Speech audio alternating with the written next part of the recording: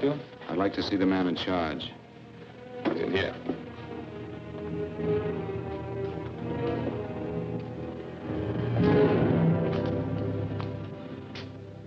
I want to report a murder. Sit down.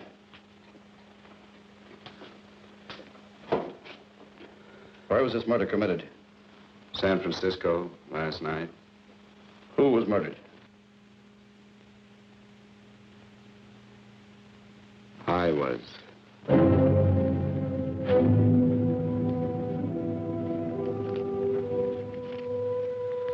Well, do you want to hear me out or don't you, Captain? I don't have very much time. Your name Bigelow? Frank Bigelow? That's right. Answer the San Francisco APB. Send it direct to Inspector Bannon at Homicide. Tell him we found Frank Bigelow. Go ahead, Mr. Bigelow. Well, this involves some other people, Captain. A number of other people. You tell it any way you like. I live in a little town called Banning out on the desert. It's on the way to Palm Springs. I have a small business there. Paula? Yes, Mr. Bigelow? Give me a copy of Miss Hollis's 48 tax return, will you? Oh, you better get the 47, too. Yes, Mr. Bigelow. I don't think we took any depreciation on that new equipment last year. No, we didn't. I remember you said we could include it all this year. Sure, we can. Hey, Frank. Yeah, well. Peterson says he wants a financial statement before he can give me my loan. Hello, Kitty. I will. Well, I'm leaving for San Francisco today, but I'll be back in about a week. I'll take care of it for you then. Sure is a scorcher, isn't it? Well, I've seen him worse. Well, have a nice time, Frank. Yeah, thanks, Will. Paula, why don't you come down to the place and let me give you another permanent? Makes your hair so much easier to manage in all this heat. I can't afford it right now. Maybe next month. Yeah, here it is. No, we didn't take it. Well, we can do it this year. You work it out any way you think best. Have a nice trip, Frank. Sure, Kitty. See you when I get back. Bon voyage. Why don't you come down anyway, Paula? We'll work out a deal on that permanent. Thanks. Maybe I will. Hello? Oh, hello, Mr. Hawkins. Just a moment. Do you want him to send your ticket over? No, I'll pick it up myself. No, never mind. Mr. Bigelow will pick it up at the station. Bye.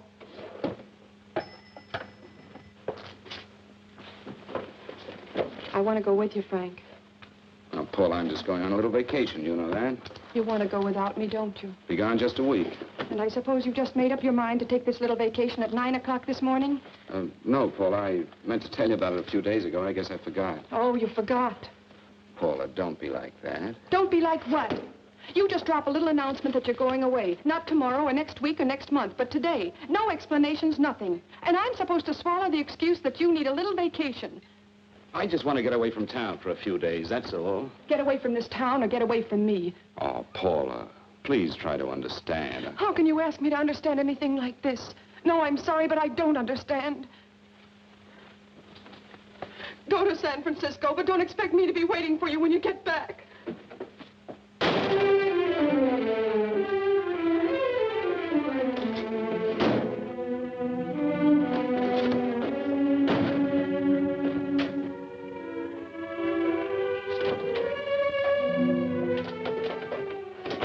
Paula, please, Paula. Come on, turn around, look.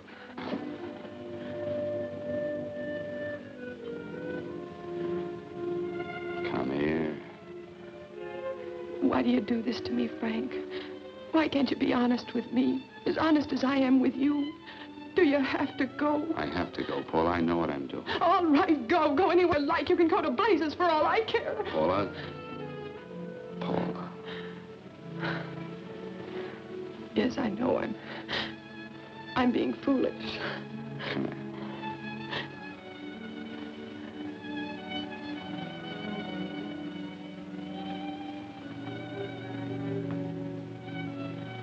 Come on, fix your face. We'll go down to Eddie's and have a drink. All right, why not?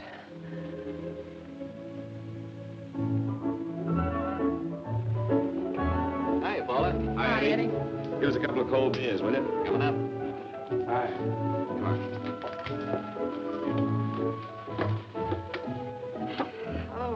relief.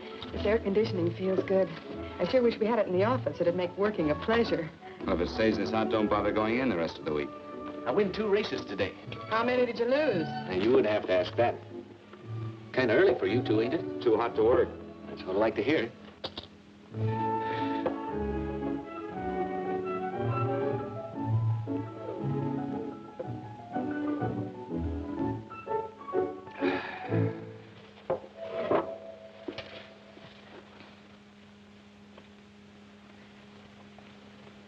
Frank, you'll take me with you, won't you?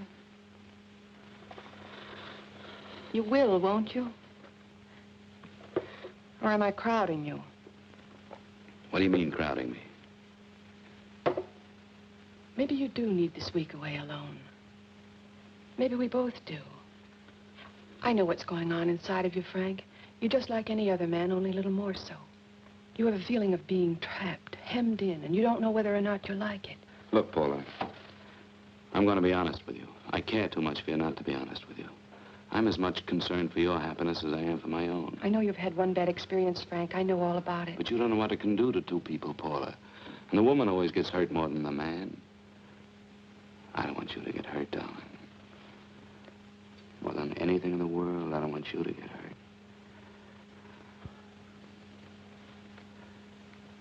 Want to hear some music? All right, Frank.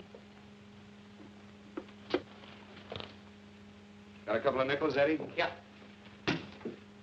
This won't bother you, will it? No, next result doesn't come in for half an hour.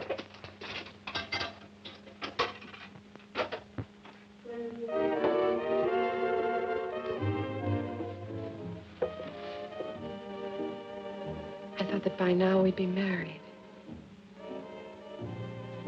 No, I'm not going to crowd you anymore, Frank. Go to San Francisco.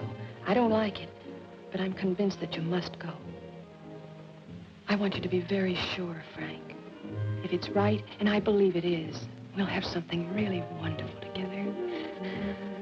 If it isn't, we should both know it as soon as possible. So you see, even if I could stop you, I wouldn't do it now.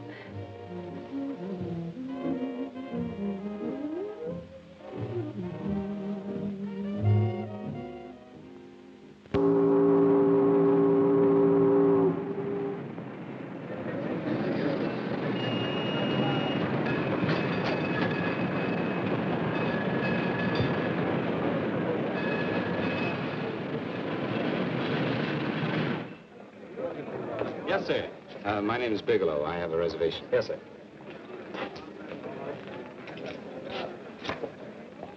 Here we are, sir. My name is Bigelow. I have a reservation. I have it, sir. It's a very nice room on the 6th floor, facing the bay. Boy, this might help you enjoy your stay, Mr. Bigelow. It's a little booklet on how to have fun in San Francisco. Oh, thank you. Very welcome, sir. Thank you. Say, is it always like this around here? No, this is market week, and it's the last day, too. Boy, always around until you need him. Oh, 517? Thank you. Here's a message for you, Mr. Bigelow. Long-distance call came in about an hour ago from Banning, from a Paula Gibson. Oh, thank you. Very welcome. Show Mr. Bigelow to 618. Right this way, Slide.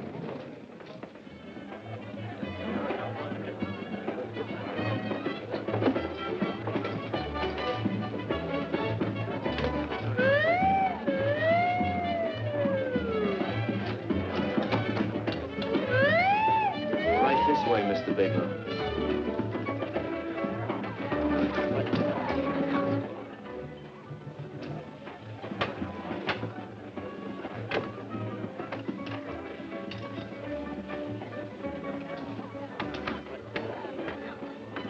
Is there anything else, Mr. Bigelow? Oh, yes, you can get me a dry Manhattan and a package of razor blades. Yes, sir. Thank you. Oh, and you can leave that door open. Hello, operator. I want to speak to Miss Paula Gibson in Banning, California. Yeah, that's right. No, I'll wait. Hello? Hello, Paula. Oh, hello, Frank. How was the trip? Fine, just fine. Having a miserable time, I hope. Well, I don't know. I just got in. What was that? Market week. The place is crawling with traveling salesmen. You know, Charlie Anderson found out that you went away, and he asked me to go out with him. Oh, really? How did he make out? I'm considering it. Is that what you called to tell me? I'll have you know that this call is strictly business, Mr. Bigelow. Did a Mr. Phillips phone you? A Eugene Phillips of Los Angeles. No. He will. He phoned the office 3 times today. Said that he wanted to get in touch with you immediately. He said it's most urgent and imperative that he reach you at once. What did he want? I don't know. But he sounded deep, dark, and mysterious and quite agitated about something. Phillips. Have we ever done any business with him? Not unless you've been keeping it a secret from me. I looked through all the accounts. Why did you tell him you could reach me here? You know I'm supposed to be on vacation. So you told me. And so I told him, dear heart. But the gentleman didn't seem to respect your temperamental moods the way I do. He was very insistent that he speak to you before it's too late, as he put it. Well, tell him you tried to get in touch with me and I've changed my plans and you can't reach me. He won't talk to me. I told him that I was your confidential secretary, but I guess I didn't sound confidential enough. So I told him that he could reach you there this evening. Well, call him back. If it's as important as he says it is, he'll talk to you. Otherwise, he'll just have to wait until I get home. My, aren't we adamant this evening? All right, shall do. And Frank, Yeah? I don't quite know how to say this. Say what? Well, what I want to say is that there's nothing you can do that you ever have to feel guilty about. Oh. Sure. Thanks, Paula. I'll call you tomorrow. Right.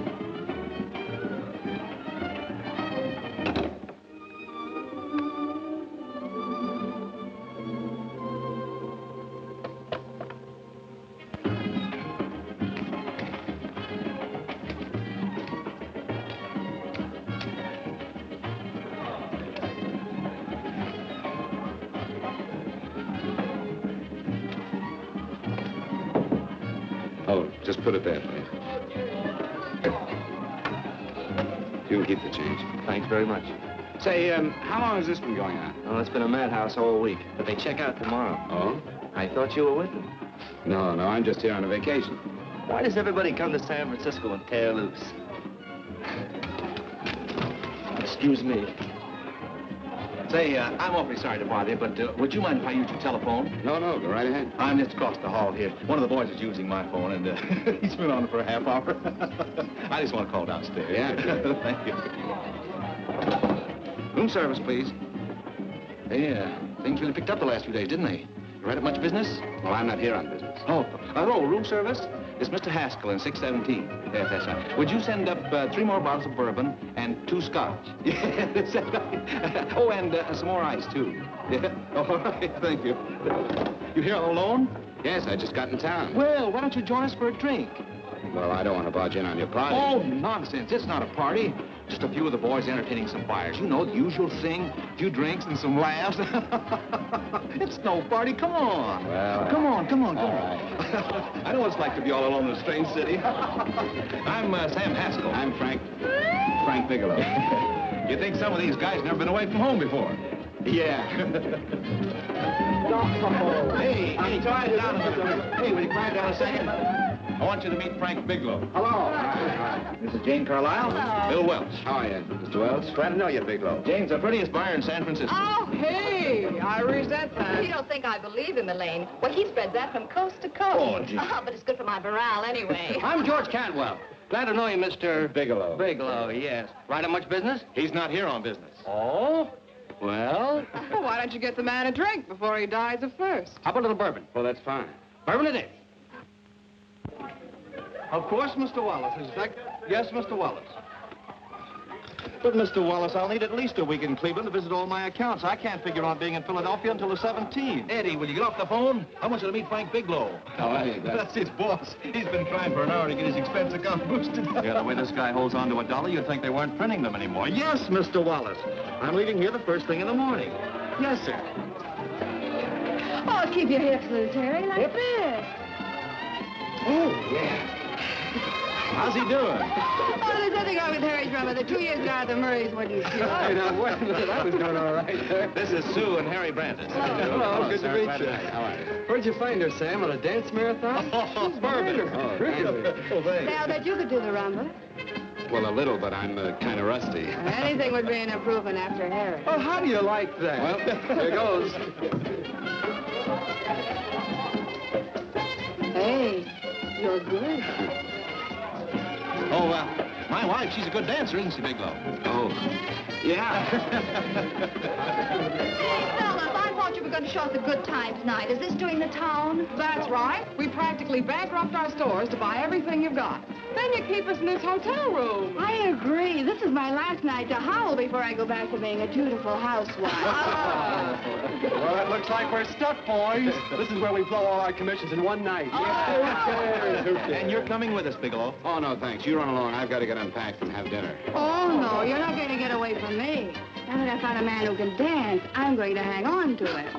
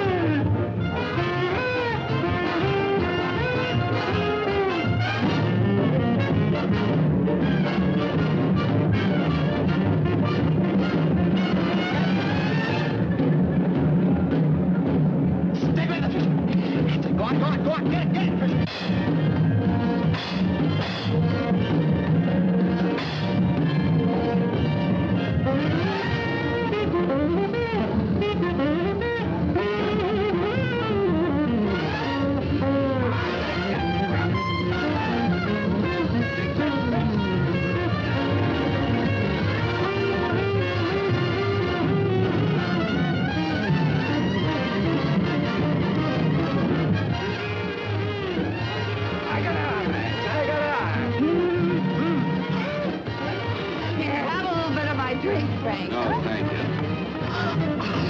Excuse me a moment. Where are you going, Sue, Frank? excuse me. I think you've had enough.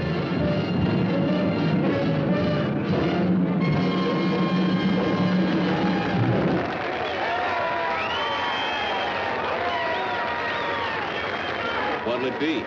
Bourbon and water, no ice. Nice, quiet place you got here. Wait till they hit the pitch in about an hour. That's when they really go out of their minds. Who's the blonde? Oh, she's one of the chicks that hangs around here. She's jive crazy. Come again? Oh, you ain't hip, pal. Jive crazy means that she goes for this stuff. Just between you and me, I don't get it either, but I gotta listen to it. They're all connoisseurs, music lovers. Me, I like Guy Lombardo. What's the matter with him? Oh, he's flipped. The music's driving him crazy. Come down, Jack. Oh, don't buy me, man. I'm being light. Is the blonde alone? Oh, sure, society. She always comes in alone. Drives a big convertible, wears a mink coat, but knows everybody. But she always comes in alone. Thank you. I wanted to kiss you. I tried to. Give me another blast, Leo. When you. What's your story, Jeannie? Easy.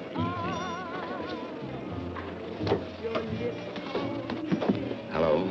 Easy. Dig the fisherman. Oh, that's really silk, isn't it? Can I buy you a drink? Sure thing. Give me a blast, Leo. Leo, I left my flask at the other end of the bar.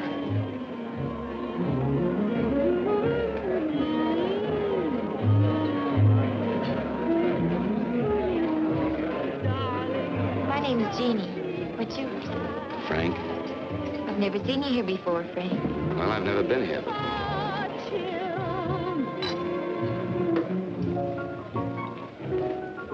This isn't mine. Mine was bourbon. Well, sure it is. You saw me pour it.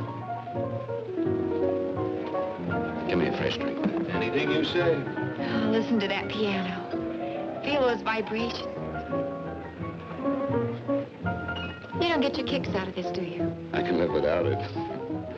Why do you stay here? I don't know. I bet I know. You're lonely in a big city. Why, you don't have to go into a routine with me. I like good company, too.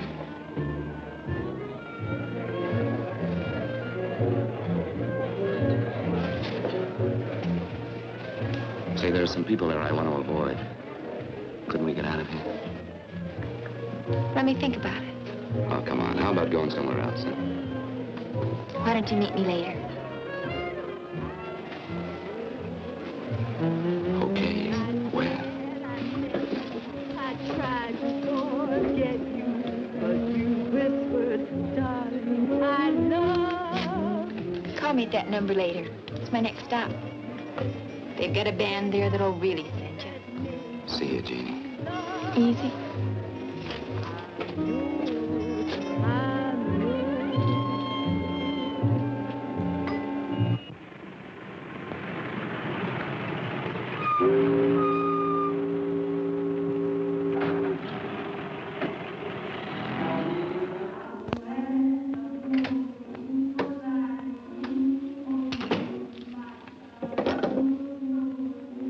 Never mind, operator.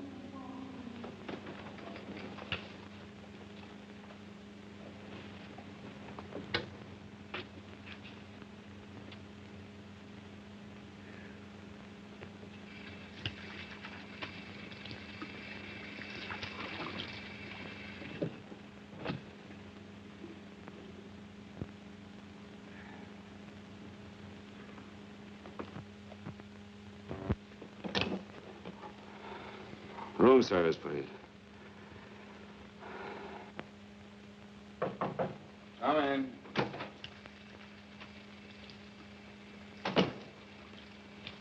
Be right with you, waiter.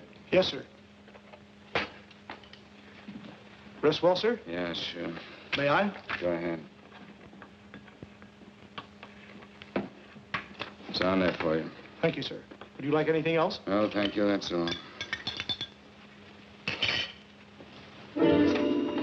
Waiter, Yes, sir.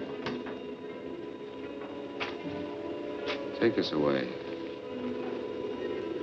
Is there anything wrong, sir? No, just take it away. I don't even want to look at it. Are you all right, sir? Yeah, sure. All right, I just had too big a night, I guess, that's all. I need some fresh air. Of course, sir. Thank you, sir.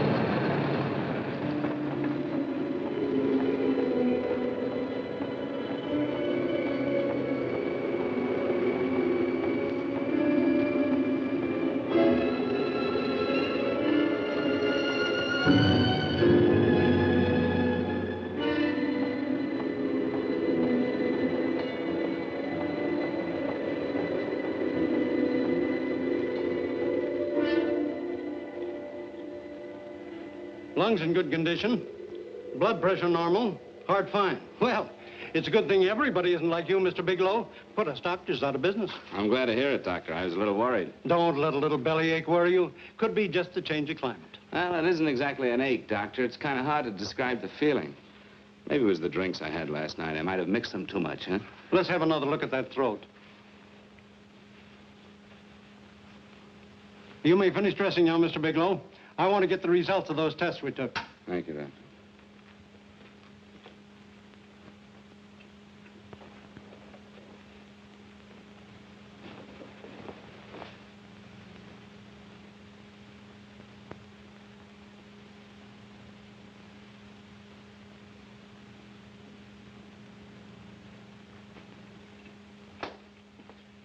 Mr. Bigelow, this is Dr. Schaefer.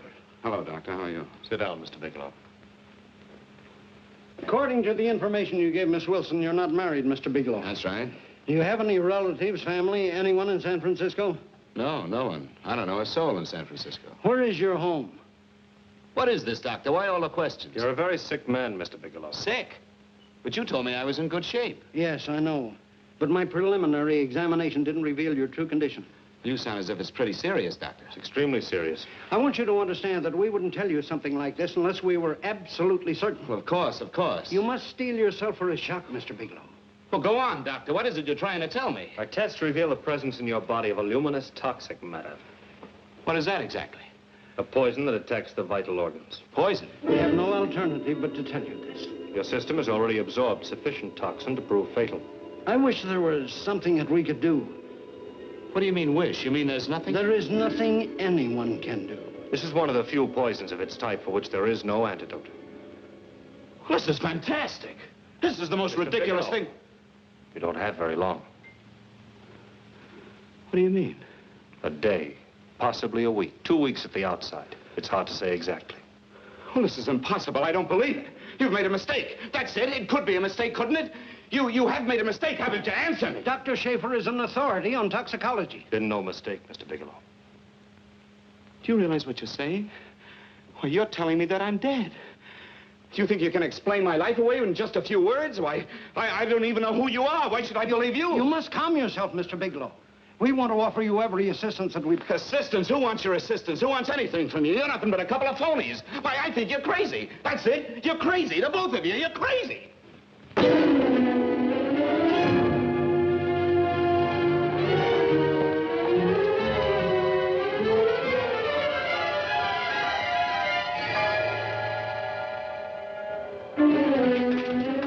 Where's the doctor? You can't come in. Come on, tell me. You have to go through this before you come Get here. out of here. Doctor.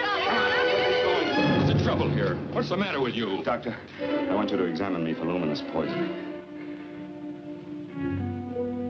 Come right in here.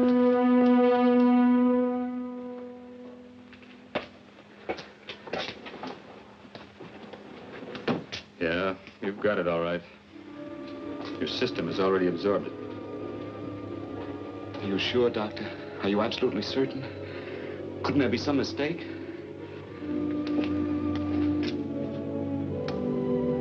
There it is. The toxin is actually luminous in the dark. Now, there's no doubt about it, Bigelow. I don't feel sick. My stomach is just a little bit upset. Maybe it's not as bad as you think, Doctor. That's characteristic. With the heavy jolts, you go suddenly in a matter of hours. But if the stuff is taken in a lesser degree, you last a while, and then...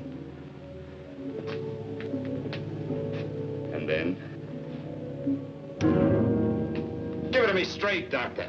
Well, a number of things are involved. The systemic condition of the individual, the amount consumed, exertion. Yes? You won't feel too badly for a while. Then it will happen suddenly. A day, 2 days, a week at the most.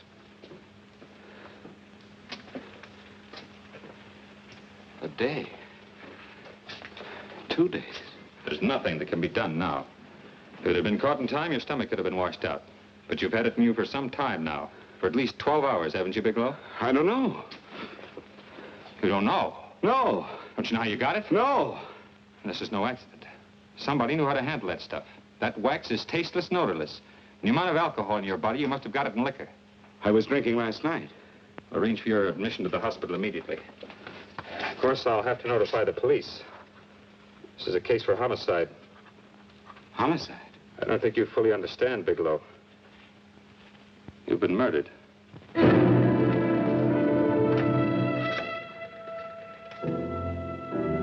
Get me police headquarters, please. Homicide Bureau.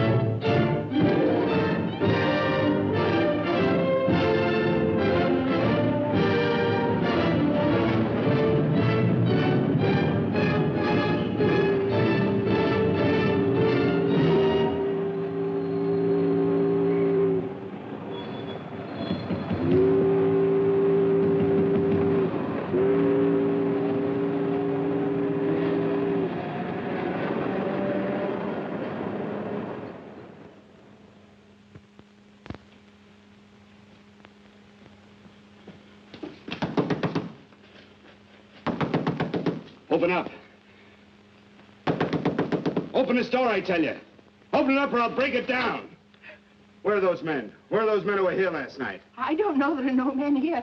Please go away. Don't lie to me. Where are they? Mister, this lady just checked in. Those men aren't here no longer. They checked out of the hotel early this morning. Checked out? Please go away. I'm sorry.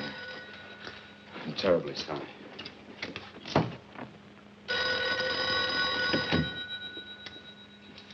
Hello? Please, Mr. Bigelow, my eardrums. Oh, hello, Paula. Your enthusiasm overwhelms me. Why haven't you phoned me? Or is there a quota on telephone calls up there?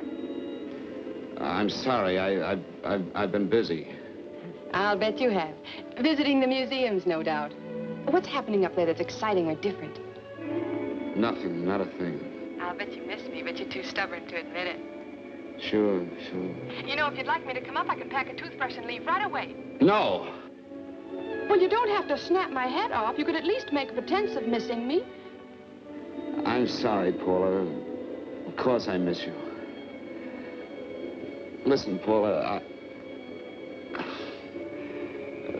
Paula, it's just that I don't feel like talking now. I'll call you later. Don't strain yourself. You phone me sometime when you feel more like talking.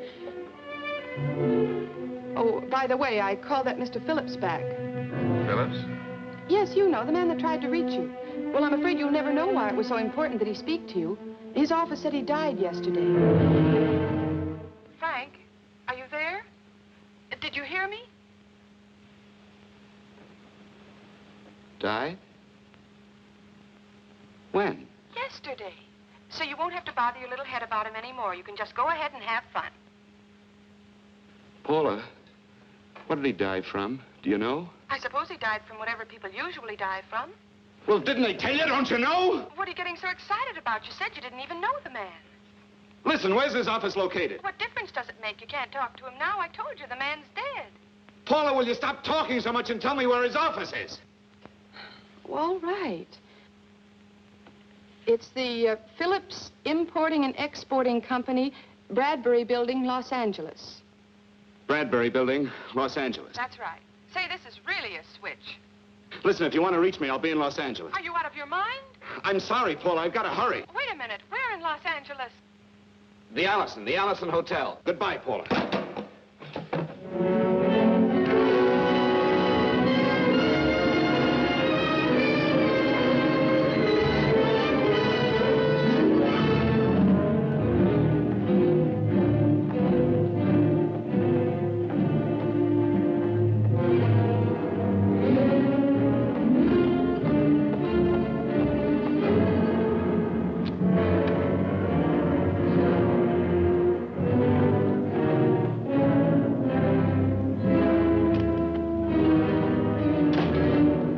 Someone in charge here. What is it in regard Well, it's a personal matter. It's quite urgent.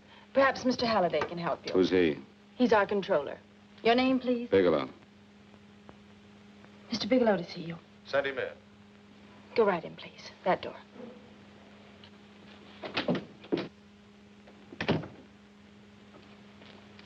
Mr. Bigelow? How are you, Mr. Halliday? What can I do for you? Well, Mr. Phillips phoned my office several times yesterday. I'd like to find out what it's all about. You know Mr. Phillips died yesterday? Yes, I know. Well, I don't understand. If he phoned you, didn't he tell you what it was about? Well, he didn't speak to me. I wasn't in my office at the time, and he wouldn't tell my secretary. Well, I'm afraid I can't be of much help, Mr. Bigelow. I've no idea why Mr. Phillips tried to reach you. I'm sorry you had to make the trip for nothing. How do you know I made a trip? I didn't say anything about making a trip. I merely said he phoned my office. My office could be here in Los Angeles. Miss Foster. Yes? Didn't you mention something yesterday about Mr. Phillips speaking with Mr. Bigelow in San Francisco? I said that he had phoned Mr. Bigelow's office in Banning, but that Mr. Bigelow was staying at the St. Francis Hotel in San Francisco. I'm sorry you misunderstood me. Do you know why Mr. Phillips called? No, I don't. All right, thank you, Miss Foster. You can understand that we've been somewhat upset around here. Now, if you don't mind...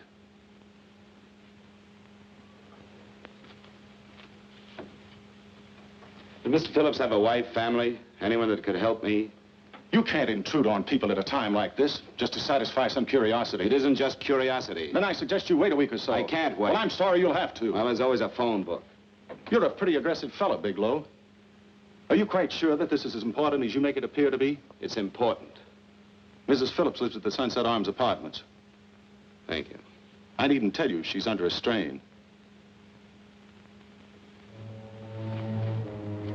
I suppose you're capable of using a little more tact with her than you demonstrated with me. I think I can handle it. By the way, what was the cause of Mr. Phillips' death? Suicide. He leaped from the balcony of his apartment. Thank you.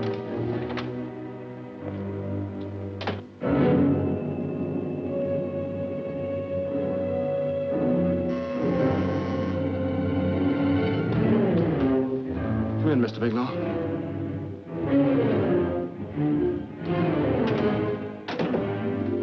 I'm Stanley Phillips, Eugene's brother. Halliday phoned that you were coming.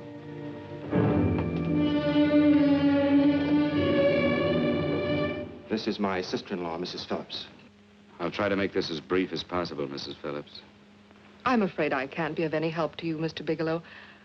I haven't the slightest idea why my husband wanted to speak to you. Well, I guess Halliday covered just about everything. Did your husband ever mention anything about me, Mrs. Phillips? Anything at all? No, I can't recall Eugene ever having mentioned your name.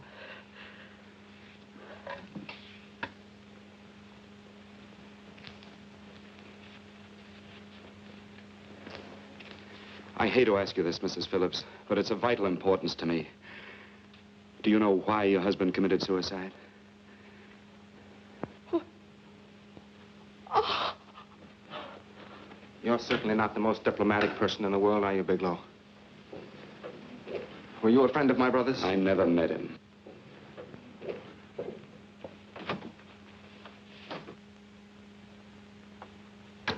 My brother was in a jam, a pretty bad jam. He was arrested 2 days ago.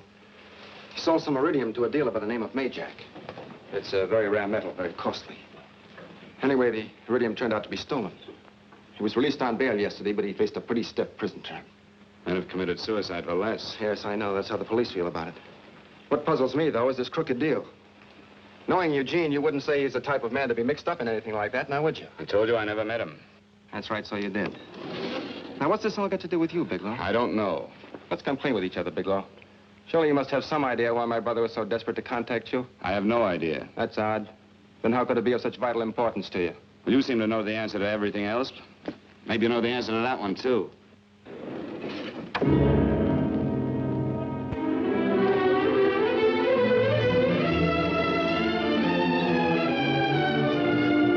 There's a message here for you to call operator 82 at Fanning.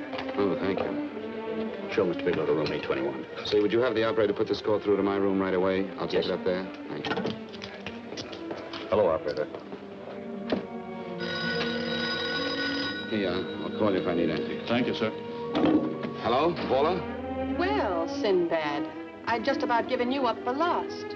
Now, do you mind telling me just why you rushed down to Los Angeles? I can't explain it to you just now, Paula. I just can't explain it. What's going on, Frank? You don't even sound like yourself. Well, I'm just a little tired, Paula, that's all. But I miss you. Oh, Frank. I can't tell you how good it is to hear you say that. And here I was worrying that I'd lost my charm. When are you coming home, Frank? Soon, Paula. I'll be home soon. I'll go right out and get myself a permanent so I'll be pretty when you see me. Hey, guess what? I found that Phillips name in your notarial ledger. Notarial ledger? Yes, of all places. I remember now I made the entry myself. You had notarized a paper one morning before I came to work. What kind of paper was it? A bill of sale for a George Reynolds made out to Eugene Phillips of Los Angeles. So you see, I was right. We hadn't done any business with Phillips, only indirectly. What was the bill of sale for? A shipment of iridium, whatever that is. Iridium? You mentioned at the time that this fellow Reynolds had made some kind of a deal in Palm Springs, and he stopped in your office early in the morning on his way north to have it notarized. Wait a minute. Wait a minute, George Reynolds. That was about 6 months ago, wasn't it? That's right, 6 months ago. Thanks, Paul. Oh, goodbye. Goodbye. Hello, operator. Get that number back for me.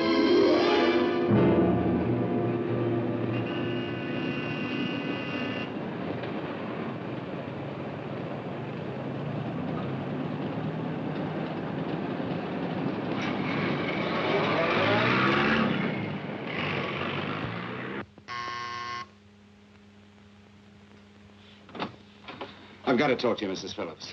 Please, go away.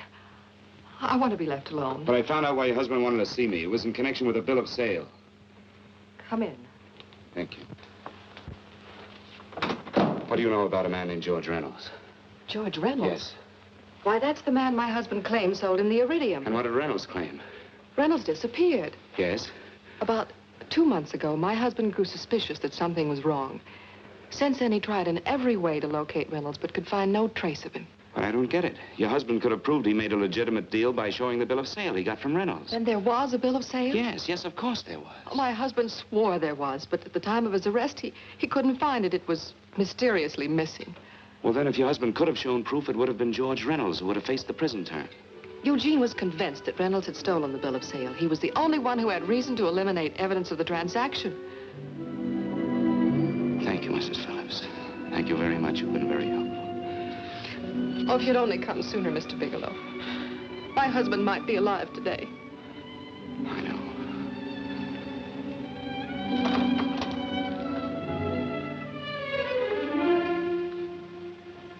The only thing that puzzles me, Mrs. Phillips, is that you haven't asked how I knew there was a bill of sale.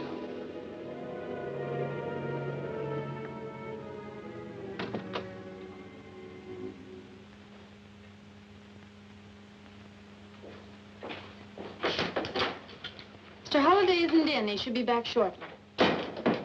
I think you're the one who can help me, Miss Foster. Mr. Phillips tried to reach someone else before he called me yesterday, didn't he? Why don't you ask Mr. Holliday? Obviously, Mr. Holliday wasn't here yesterday, or he wouldn't have had to learn from you that Phillips called me. And you're the logical person to know who else Phillips called. I don't believe that's any of your business, Mr. Bigelow. Don't think you're revealing anything confidential, Miss Foster. I know that he tried to reach somebody else. Mrs. Phillips told me. You're bluffing, Mr. Bigelow. I don't know what you're after, but you're trying to trick me. Mrs. Phillips didn't tell you a thing. How do you know that? Mrs. Phillips knows nothing about it. She doesn't. Well, why wouldn't she? Wait a minute. I was talking about George Reynolds. Who did you think I meant? Just who is it that Mrs. Phillips doesn't know I about? told you before, that's none of your business. All right, young lady, I'm going to give it to you straight. Phillips was murdered. Murdered? I don't believe you. He told me because he needed me to clear him. Phillips was innocent. Innocent men don't have to jump out of windows. Murdered? Just who are you trying to protect, Miss Foster? Why are you so afraid to tell the truth? I'm not protecting anybody. I haven't any more to say. All right, young lady, listen to me. This thing is going to explode wide open. If you've got nothing to hide, you better start talking. Or maybe you are mixed up. No! Well, then, come on. Mr. Phillips called Marla Rakubian. He went to see her yesterday morning. Who's Marla Rakubian? She's a model. She and Mr. Phillips used to be quite friendly, but he hadn't been seeing her for quite some time. Come on. The last couple of months, he'd been trying to locate her and finally learned where she lived yesterday morning. When he returned from seeing her, he was terribly upset and excited. That's when he had me put in the calls for you. When he couldn't reach you, he went home. The last time I saw him alive. Give me Marla Rakubian's address. I don't think Mr. Phillips realized I was aware of his friendship with Marla Rakubian, and out of respect for him, I never intended to tell anybody. I had no idea that she had anything to do with the trouble he was in. I admire your discretion, Miss Foster. You know, you must be pretty friendly with Stanley, Miss Foster. He knew how desperately his brother tried to reach me yesterday, and he wasn't even here at the time. And now you seem to know all about what happened in Mrs. Phillips' apartment.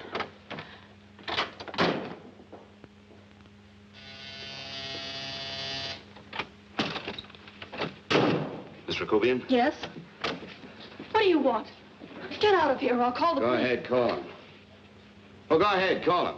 Going on a trip, huh? Yes, going away for the weekend. Sailing for Buenos Aires tomorrow, some weekend. I'll send you a postcard. Now get out of here. Who are you going with, George Reynolds? Never heard of him. I suppose you've never heard of Eugene Phillips either. Just who are you? What do you want? Never mind who I am. Where's Reynolds? I told you I don't know him. Now, will you get out of here and leave me alone?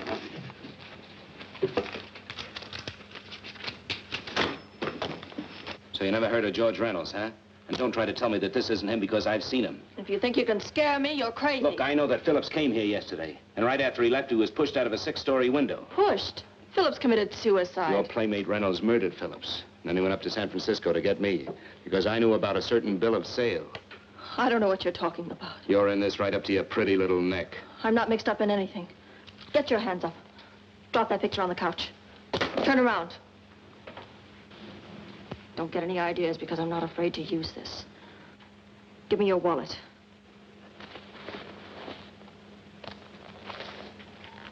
Frank Bigelow, Hotel Alex. All right, now where's Reynolds? I don't know. I don't know where he is. Is that what you told Phillips yesterday? I told him exactly what I'm telling you. I haven't heard from him in months. Yeah? You're mighty careful of the picture of a man you haven't heard from in months. What does the Ray stand for? It was a pet name. Do you mind? Oh, it sounds very cozy, Miss Rakubian. You and Reynolds call each other pet names while you make a sucker out of Phillips. Phillips made the deal because he wanted it. Yeah? I'll bet you weren't above using what it takes to help make him want it. Who's paying for this trip? I am. Really? A first-class trip to Buenos Aires on a model salary. Don't make me laugh.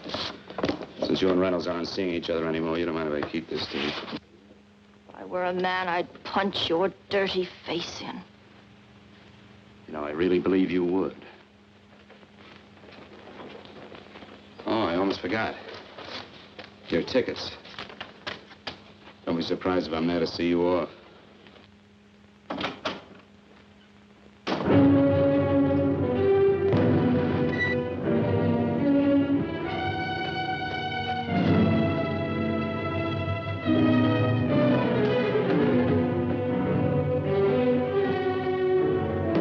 Angelo. Angelo! Oh, Angelo. Do you remember taking this picture with George Reynolds? I take so many pictures, I can't remember them all. This gentleman is a friend of his and would like his address. We have no card on him. I don't think we ought to do that. He's willing to pay $20 for it. That's the paper we used last year. Of course, you understand, we usually don't give out the information about our clients. I know, you're a couple of high-class fellas. Thank you. Revealing anything confidential is against the ethics of our establishment. That's right. Honesty is the best policy. Of course.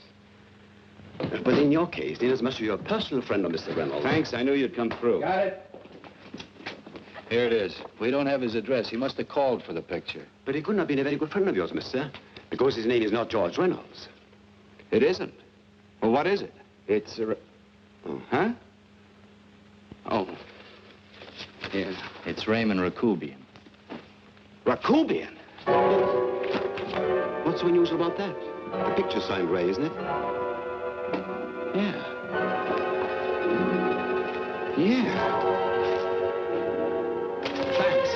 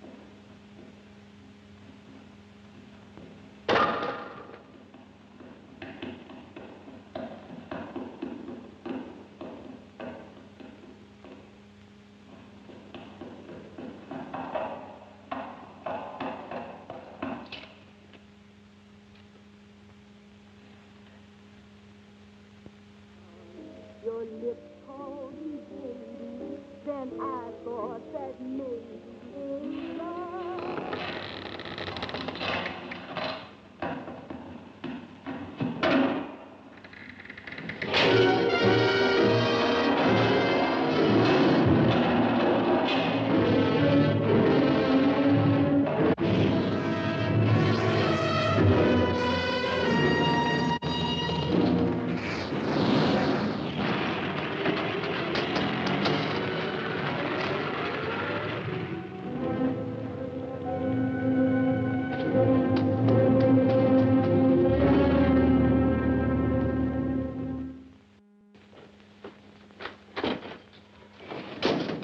Bigelow, are you all right? Can I get you anything? No, thanks. Do you know this man? No. No, I don't think so. Are you sure you've never seen him? I'm quite sure.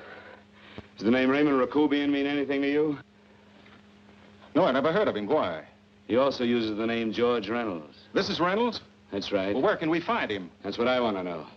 Tell me something, Halliday. You're the controller here. How come you didn't know about that bill of sale? Phillips made that deal before I came to work here. Yeah, but you still keep records, don't you? For some reason, which is none of my business, Phillips preferred to keep that among his personal papers. Now, does that answer your question? You came in here today asking for some information that you needed, and I tried to be as cooperative as I could. But now you're beginning to annoy me. So get out before I throw you out.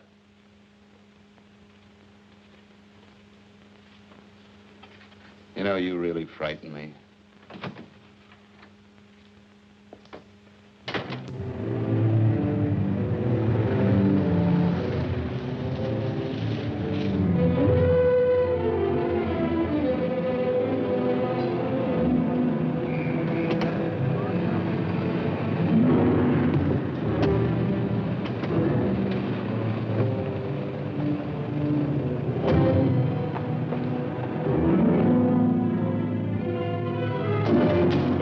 about time you showed up, Bigelow. Go ahead, Dave.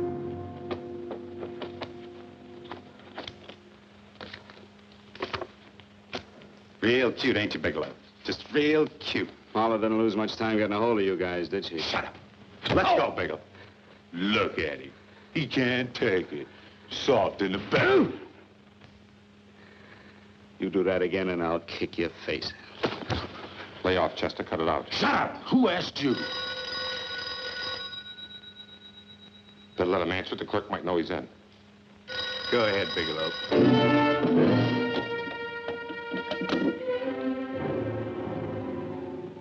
Hello? Frank, why did you hang up on me? I've been trying to get you for hours. I'm sorry, Paula. I was in a hurry. Well, don't be in such a hurry this time. You didn't give me a chance to finish what I had to say. What's the name? I wanted to tell you that McGowan was in hollering his head off because you didn't go over the books. Tell McGowan to get another auditor. Sure, I'll just do that little thing and use the best paying account we've got. Do as I tell you, Paula. Frank, are you drunk? Paula, how much we got in the bank? About $2,200. Draw it out tomorrow. Sure. Then what do? Skip town without paying our bills? Forget the bills. You know that coat you always wanted? Buy it. You are drunk. You know, if I didn't have such a good character, I'd be tempted to take advantage of your intoxicated state, Mr. Bigelow. I'm not drunk, Paula. Well, then don't tell me that one day away from me can affect you this way. Cut it short.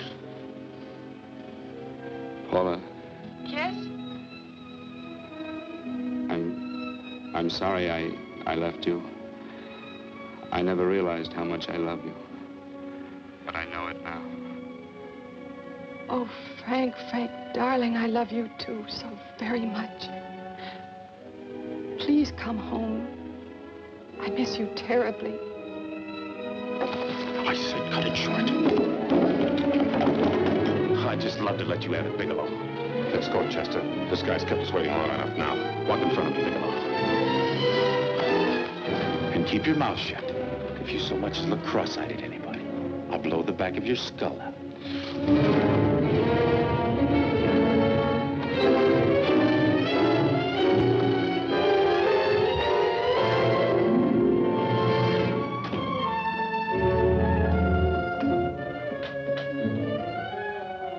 This Bigelow's real cute.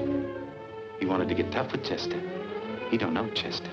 Did you get the picture? Don't I always get what Mr. Majak sends me after? Majak? That's right. I'm the dealer who bought the iridium from Phillips. I get it.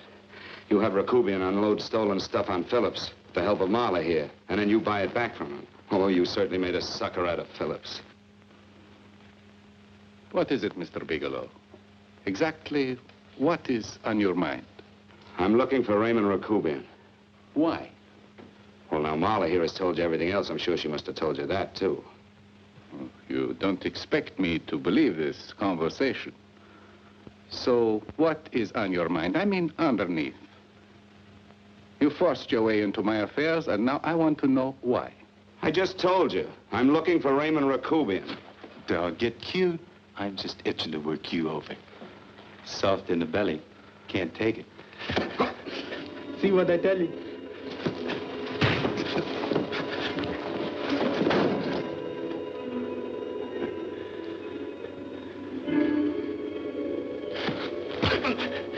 Can't do that to Chester. I'm gonna blow your guts out. Easy. Lay off, Chester, not now. Look at him. He's so scared of Chester, he'd talk now. He's not afraid, Chester. You can tell from a man's eyes when he is afraid. Look at his eyes.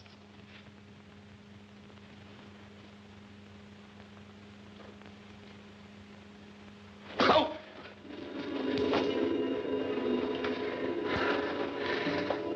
I'm telling you, Majak, you better keep him away from me or he's really gonna have to use that gun. Go away, Chester, please. Do what I tell you, my boy. Please.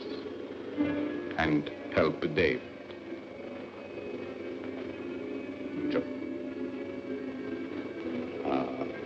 pain. He's an unfortunate boy. He's psychopathic. He's unhappy unless he gives pain. He likes to see blood. Come with me, Mr. Bigelow.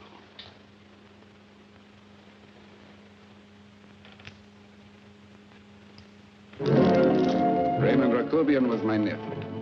He could not possibly have tried to kill you. He's been dead 5 months.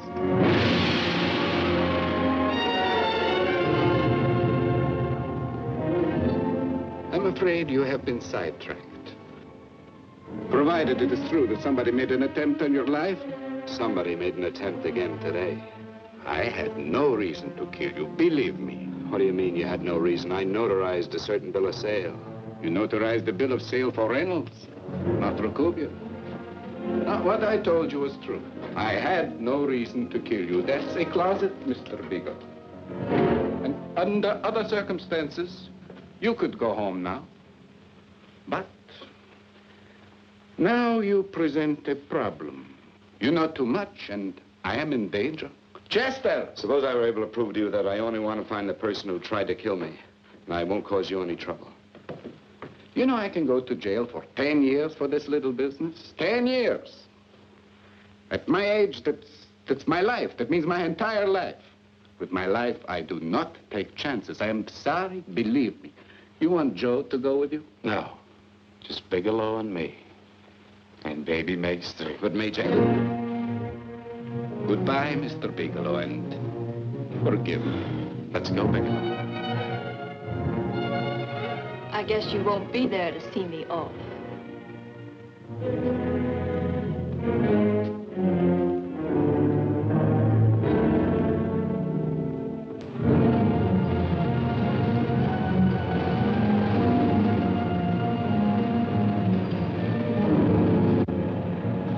You tried to make a boob out of me in front of Major. You shouldn't have done that, Bigelow. I don't like that. I'm going to enjoy this, Bigelow.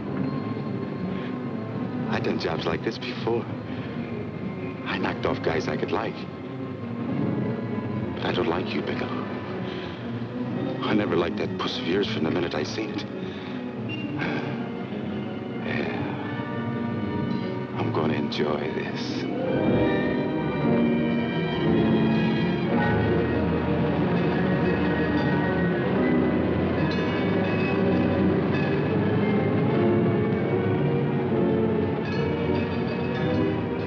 Scared yet, are you, Bigelow? But you'll be scared.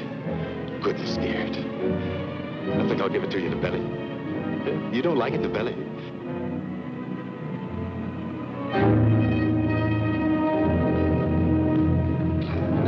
Good. Try it. I'd just love you to try it, Bigelow. Why don't you try it?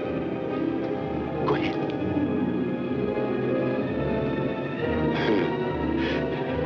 Didn't have the nerve, did you, Bigelow? I think I'll give it to you right in the belly.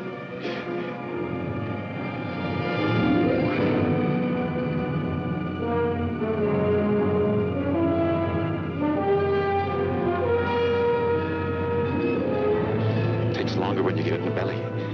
It's nice and slow. That's the way I want to see you go, Bigelow. Nice and slow.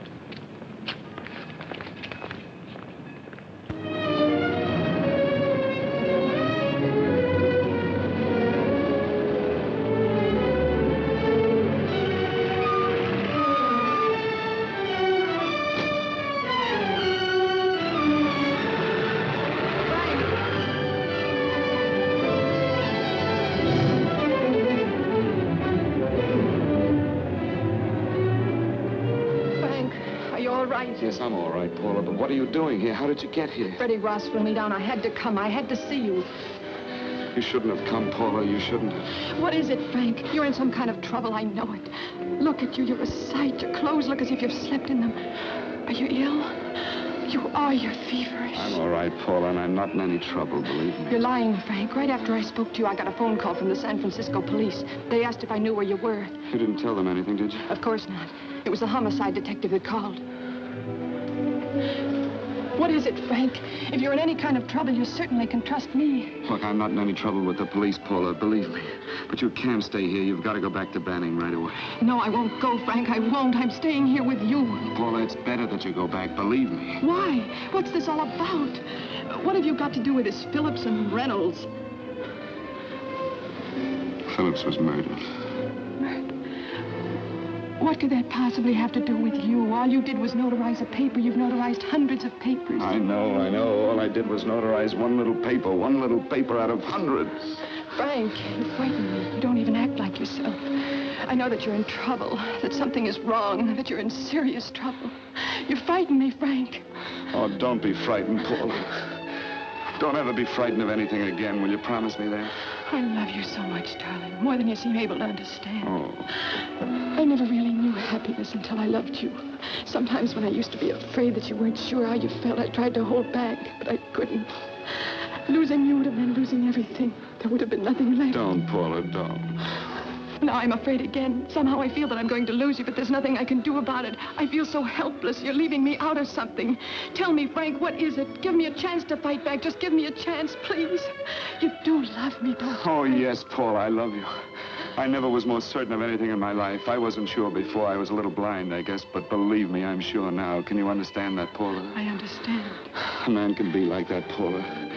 Something has to happen. It can be a big thing or a little thing, but it can make him realize how much someone means to him, how much he really loves her. Oh, and I love you, Paula. More than I ever thought it possible to love anyone in the world, I love you. Then why won't you tell me about this trouble you're in? Why won't you try to let me help you? You can't help me, Paula. You don't want my help. Oh, Paula, there's nothing you can do. Will you believe me? So will you please go home, please? No, Frank. I won't go. I know you're in trouble. I can't leave you like this. All right, Paula, look, wait for me in the lobby of the hotel, and I'll be back for you soon, I promise. You promise? You're yes, sure? Paula, I promise. Is that a new outfit? Yes. Oh, it's beautiful.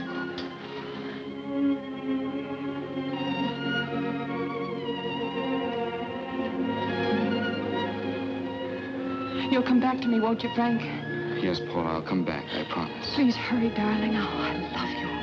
I love you, Paula.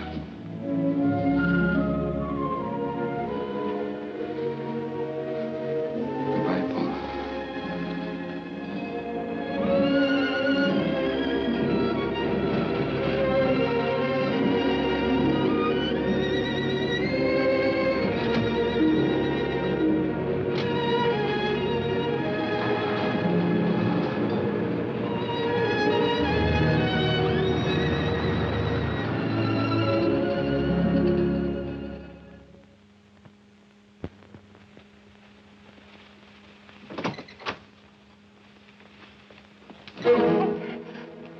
Stanley here? You sure? All right, get in there. Now get Stanley on the phone. Tell him to come over here right away. Use any excuse you want. What are you going to do? What was Stanley going to do when he used me for a clay pigeon today? I don't know what you're talking about. Don't act innocent with me. I fell for that once. I don't know what you mean. I told you everything you wanted to know this morning. Yeah, you told me just enough so I'd get sidetracked and wouldn't know that Stanley was the one I was after. Stanley? Oh, no. You and Stanley have been together on this from the start. Now, come on, get on that phone and call him. Don't let him know I'm here. Bigelow.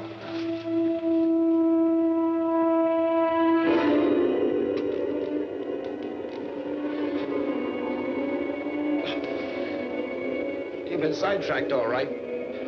But it was the poor bereaved little widow who did it. Miss Foster found this letter this afternoon. It's in my brother's desk at the office. It's postmarked 2 years ago. It isn't exactly the kind of a letter that a married woman gets from a casual friend. I'm sure my brother wasn't aware that they were so well acquainted when he hired Halliday. So hadn't felt right since dinner. Where did he have dinner? At Mrs. Phillips' apartment. Halliday was there, too, and Stanley confronted them with that letter. Did you have anything to drink? Yes, why? How long ago? Half an hour ago, just before I came here. Miss Foster, get on the phone, call the emergency hospital. Have them get an ambulance over here right away. What? Tell them to prepare a stomach wash for luminous poisoning. Luminous poisoning? Go on, do what I tell you. You may still have a chance to save his life. Go on.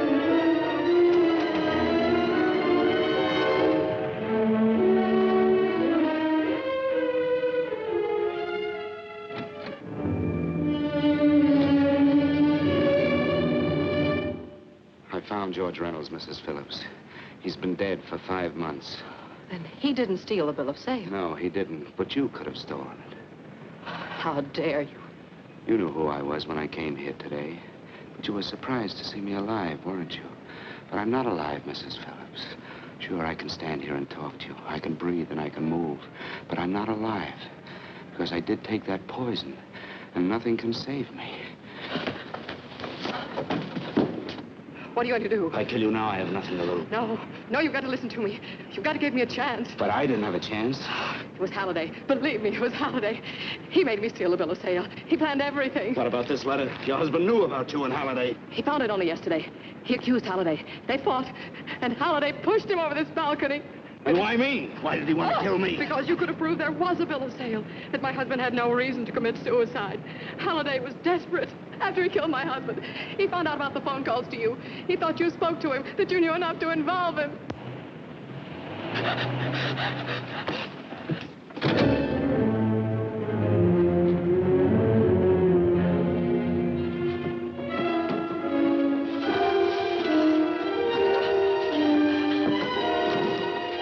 Where's Halliday?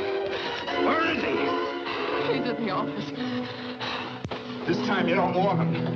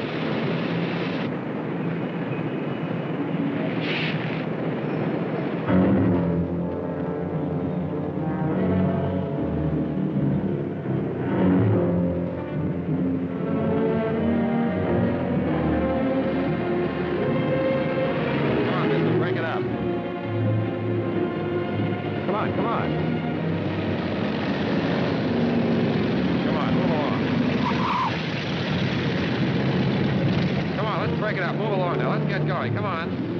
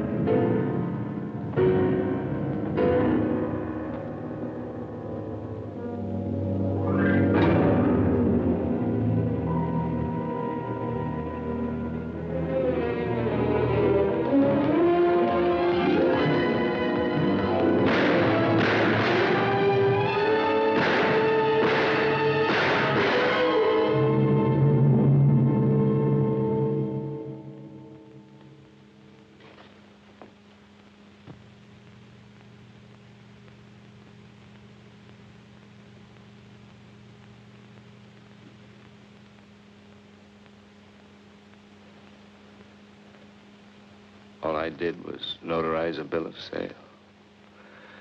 But that piece of paper could have proven that Phillips didn't commit suicide. He was murdered. And that's why Halliday poisoned me.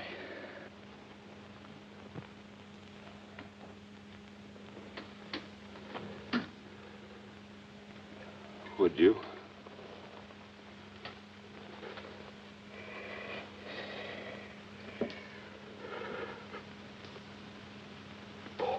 Paula.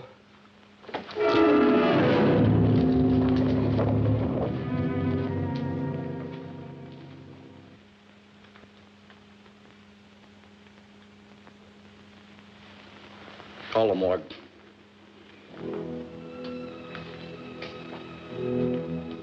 Johnson, you go to the Allison Hotel. Find Paula Gibson. Don't tell her anything. I'll break it to her.